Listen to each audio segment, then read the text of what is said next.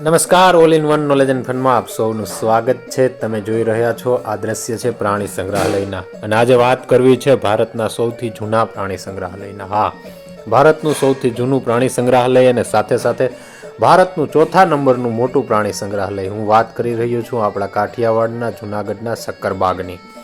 શક્કરબાગનો ઇતિહાસ, શક્કરબાગની મુલાકાત, એની ટિકિટ અને ત્યાં કેટલા બધા પ્રાણીઓ છે તેની વાત કરવી છે. પણ મારે વાત કરવી છે શક્કરબાગના ઇતિહાસની. શક્કરબાગ નામ કઈ રીતે પડ્યું, આ પણ રસપ્રદ ઇતિહાસ છે. તમે શક્કરબાગની મુલાકાત ઘણી વખત કરી હશે, પણ આ ઇતિહાસ વિશે નહીં જાણતા હોય તો વિડીયો પૂરો જોવા વિનંતી. વાત કરીએ 1863માં બનેલું ભારતનું સૌથી જૂનું પ્રાણી સંગ્રહાલય એટલે શક્કરબાગ. શક્કરબાગને તે સમયના નવાબ મોહમ્મદ ખાન બાબી બીજાએ બનાવ્યું હતું. 1863માં બનેલું આ શક્કરબાગ છે એ તરત જ ગિરનારની ગોદમાં વસેલું છે અને ત્યાંથી ગિરનાર ચાલુ થાય છે. શક્કરબાગમાં પહેલાં પક્ષીઓનો વિભાગ આવે છે.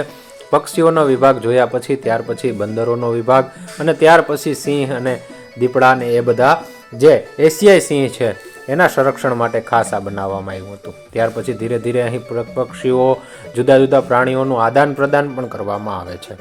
હવે વાત કરવી છે શક્કરબાગની. આ સિંહના દ્રશ્ય જોતા જોતા શક્કરબાગ એવું નામ શા માટે પડ્યું? તો કે આ જગ્યાએ એક કૂવો હતો, મીઠા પાણીનો કૂવો હતો, અને એ પાણીને લોકો સાકર જેવું મીઠું કહેતા હતા. સાકર જેવું મીઠું પાણી એટલે એના આધારે આ સાકર જેવા મીઠા પાણી હાલ જે જગ્યાએ હયાત હતું ત્યાં શક્કરબાગ બનાવવામાં આવ્યું. એટલે સાકર જેવા મીઠા પાણીની જગ્યા એટલે એના આધારે ઉપર આ બાગ બનાવ્યું. તે સમયે જે નવાબ છે એને બાગ કહેતા, સંગ્રહાલયને બાગ શબ્દ વાપરતા, એટલે મીઠા સાકર જેવા મીઠા પાણીના જગ્યા ઉપર બાગ બનાવવામાં આવ્યું. તેના ઉપરથી આ શક્કરબાગ બન્યું. અને એ સમયે નવાબ અને તેની બેગમ છે અહીં સહેલાણી કરવા માટે આવતા, પ્રાણીઓ અહીં સંગ્રહ કરવામાં આવતો અને પ્રાણીઓ દેખાડવામાં આવતા. ડાલામથા સિંહ તમે જોઈ શકો છો.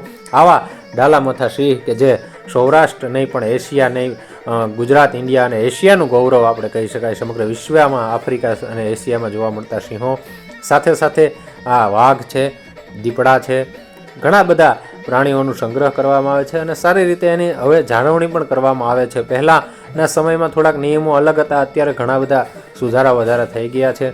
ત્યાર પછી આ પ્રાણીઓની મુલાકાત લ્યો પછી સરીસૃપ વિભાગ આવે છે. સરીસૃપમાં તમે જોઈ શકો છો આવા જુદા જુદા પ્રકારના ઇન્ડિયન બ્લેક કોબરા છે કે ચિત્તલ છે, આવા ઘણા બધા સરીસૃપ જોઈ શકો છો. અને નાના બાળકોને તમે લઈને જશો તો એનો આનંદ બેવડાઈ જશે. સાથે સાથે એમને આ ઇતિહાસ જણાવજો. પ્રાણીઓ વિશેના દરેક બોર્ડ હશે. ખૂબ જ ટાઈમ, એક દિવસનો પ્રવાસ તમે જૂનાગઢમાં જતા હોય તો જૂનાગઢમાં 2 થી 3 કલાકનું આ નજરાણું છે. આપ જોઈ શકો છો આ જે શ્રાપ છે એ કઈ રીતે સાપ છે એ પોતાની અંદર ટહેલી રહ્યો છે. એ જ રીતે અલગ અલગ પ્રકારના સાપ છે એને ગરમી આપવા માટેની વ્યવસ્થા છે. ચિત્તળ છે, ઘણા બધા આપણે ન સાંભળ્યા હોય એવા ધામણ છે, એવા ઘણા બધા સરીસૃપો છે. લગભગ એમ માનીએ કે 30 જાતના સરીસૃપો હશે. ત્યાર પછી માછલી ઘરની સુવિધા છે. અનેક પ્રકારના પક્ષીઓ, અનેક પ્રકારના પોપટ, કુકડાઓ છે, અને અનેક પ્રકારના જે પ્રાણીઓ છે એને સારી રીતે સંગ્રહ કરવામાં આવ્યો છે.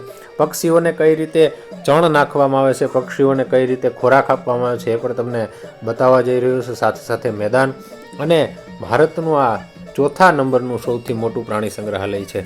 એના વિસ્તારની મારે તમને વાત કરવી છે તો વિસ્તાર લગભગ એમ કહેવાય કે 80 હેક્ટર અથવા તો 210 એકરમાં ફેલાયેલું આ જે ભારતનું ચોથા નંબરનું ખૂબ જ વિશાળ આ જે દ્રશ્ય તમે જોશો.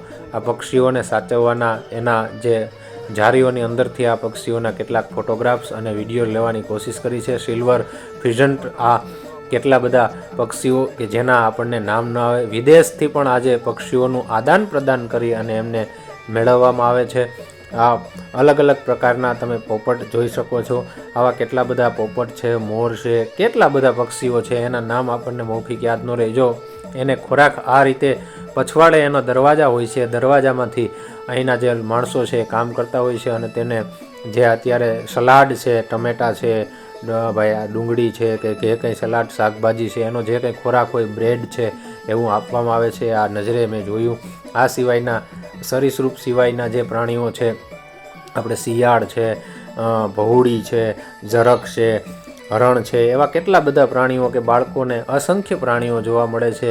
આ ટહેલતા શિયાળ જોવા મળે છે, જીબ્રા તમને અહીં જોવા મળે છે. અહીં તમને જે હિપોપોટેમસ જોવા મળશે, ગેંડા જોવા મળશે, ઝરખ, જે કહેવાય પહોળી, અનેક પ્રકારના કાચબાઓ મેં અમુક ભાગ તમને બતાવવાનો પ્રયાસ કર્યો છે, કારણ કે માત્ર 5-6 મિનિટના વિડીયોમાં મારે સક્કરબાગ વિશેની માહિતી આપવી છે. આ તમે જોઈ શકો છો અજગર, અલગ પ્રકારના અજગરોને પણ અહીં જે જોવા મળશે, અને બાળકો માટે એક રોમાંચ, એક અનેરો આનંદ અને યાદગીરી રહી છે. બાળકોને આ વિવિધ પ્રકારના પક્ષીઓ, શાહમૃગથી માંડી અને આ ઈમુ નામનું જે પક્ષી છે એમને જે ખોરાક આપવામાં આવ્યો છે.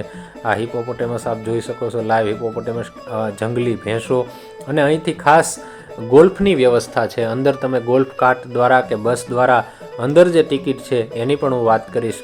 હવે પ્રાણી સંગ્રહાલયમાં જો તમારે પ્રવેશ કરવો હોય તો અત્યારે ટિકિટનો દર છે એ પુખ્ત વ્યક્તિ માટે 40 રૂપિયા છે, અને 3 થી 12 વર્ષના બાળકો માટે 20 રૂપિયા છે. અને જો તમે કોઈ પણ સરકારી શૈક્ષણિક પ્રવાસમાં બસ લઈ જતા હોય, સ્કૂલ બસ હોય, તો એમના માટે કન્સેશન અને ફ્રી ઓફમાં પણ મુસાફરી કરવા દે છે.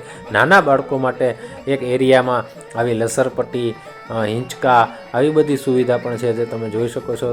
ક્યાંય પણ થાકીએ તો પાણીના પોઈન્ટ છે, શૌચાલયની સુવિધા છે, અંદર કેન્ટીનની સુવિધા છે, નાના બાળકો માટે રમવાની પણ સુવિધા છે. ખૂબ જ સરસ વિશાળ મેદાન છે, બાળકોને રમવાની મજા આવે. બાળકો માટે એક દિવસનો ખૂબ જ સરસ પિકનિક તૈયાર થઈ જાય. અને મેં તમને કીધું એમ અંદર આ બસ છે એ મુલાકાત માટે 3 વર્ષથી નીચેના બાળકો માટેની ટિકિટ 75 રૂપિયા, 100 રૂપિયા, અને વિદેશીઓ માટે 1500 રૂપિયા આવી ગોલ્ફ કાર્ટની ટિકિટ છે. તો એકવાર જરૂરથી મુલાકાત લેજો. Thank you. મળશું એક નવા વિડીયો.